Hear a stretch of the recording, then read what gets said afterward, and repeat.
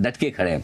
क्या लगता है आपको, ये लोग टिके रहे तो लोकल पैसा जो है हमारे इन्वेस्टर्स का वो अब तक मजबूती से आया, साल भर निकल गया पैसा बनाया नहीं, उसके बावजूद हमारे रिटेल इन्वेस्टर अब तक तो डट के खड़े हैं। क्या लगता है आपको, ये लोकल मनी जो आ रहा है ये कम नहीं होने वाला है और थोड़ा भी बाजार मजबूत हुआ तो और बढ़ेगा? आप कैसे देख रहे हैं लिक्विडिटी को? हम 10 साल से ये बात कर रहे हैं, अभी घिसा पिटा रिकॉर्ड हो गया है। ये घोड़ा तबेले के बाहर निकल चुका है, अभी वापस नहीं आया, अब नहीं आएगा, दौड़ेगा बस।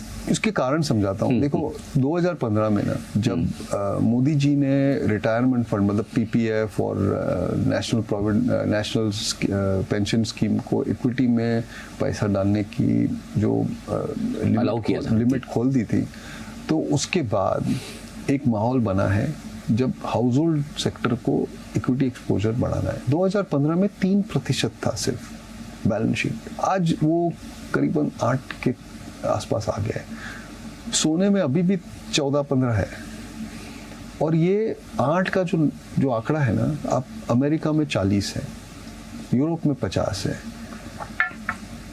जापान जैसी सोसाइटी जो बहुत ही कंजर्वेटिव सोसाइटी, वहां पे भी 20 है। तो ये 8 का 20 होने वाला है, हो गई होगा, 20-30 साल में हो जाएगा। अब आप इसके आंकड़े समझ लो, आप हमारी इकोनॉमी करीबन $4 ट्रिलियन की है, 20% का हमारा सेविंग रेट है, हाउस होल्ड घरेलू सेविंग रेट, तो $800 बिलियन हुआ।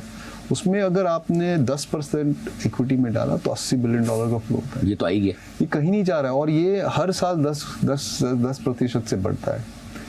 तो मुझे नहीं लगता है इस पे हमें शक करना चाहिए। ओके।